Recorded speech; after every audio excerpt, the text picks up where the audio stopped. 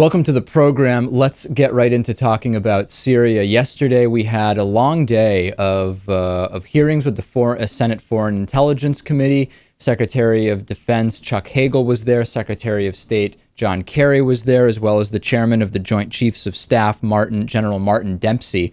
I was doing coverage on Al Jazeera America and sat through the entire hearings and watched, and I couldn't help but feel that the entire hearings, and most specifically, Secretary of State John Kerry's testimony and the case he was making for military action, these limited and these airstrikes that would be limited in scope against Syria, it felt a lot like Colin Powell's case when it came to Iraq. And even though this is a different situation, it is a different administration, it is a different set of circumstances, we knew, Lewis, after the disaster of Colin Powell making that case with faulty intelligence and then saying he made a case he was not comfortable making and he felt pushed into, any future cases similar to that one in any way were going to be, I don't know, under the same type of fog or cloudiness and same skepticism that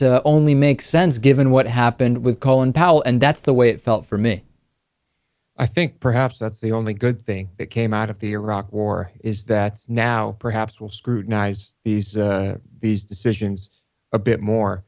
And I think you're right. It's good to be skeptical, I think. And I mean, I think as long as we can avoid a ground war, that's big. Right. Well, that was the main point of contention, because after former Senator and now Secretary of State John Kerry said there is absolutely no plan or intention of a ground incursion, he ended up getting a little bit mixed up. I'm going to play a little bit of that, and then we'll make some. I'll give you my comments on it. Take a look at this. Would you tell us whether you believe that a prohibition for having American boots on the ground, is that something that the administration would accept as part of a resolution? Mr. Chairman, it would be preferable not to, not because there's any intention or any plan or any desire whatsoever to have boots on the ground. I think the President will give you every assurance in the world, as am I, as the Secretary of Defense and the Chairman. But in the event Syria imploded, for instance, or in the event there was a threat of a chemical weapons cache falling into the hands of al-Nusra or someone else, and it was clearly in the interests of our allies and all of us, the British, the French, and others, to prevent those weapons of mass destruction falling into the hands of the worst elements, I don't want to take off the table an option that might or might not be available to a president of the United States to secure our country. All right. So the big things I take from this, Lewis, are a ground incursion is not the plan nor the intention, and it is not the desire of anyone, but it is not off the table. I keep saying Senator, Secretary of State John Kerry cannot take it off the table. It wouldn't make sense, because what if the president has to make that call at some point? What if, as he says, Syria implodes? So we should all be aware, and every single member of that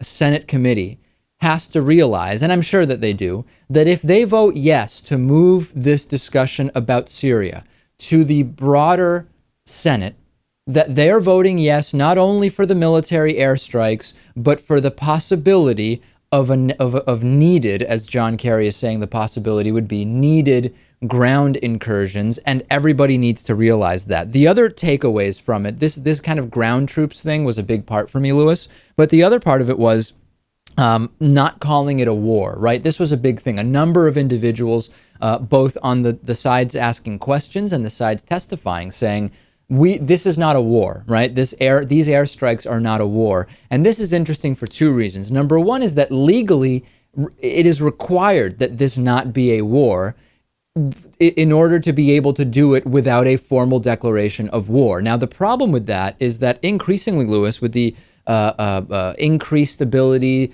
to wage wars at a distance and with drone warfare, not that that's specifically being discussed here, the definition of war as previously established to warrant being at war is increasingly irrelevant. And additionally, this is also something that the global war on terror, the so-called global war on terror, has also kind of confused and muddled, because at this point we're kind of being told we're always really at war with terror, but at the same time we're not really declaring war in the formal sense against any particular countries.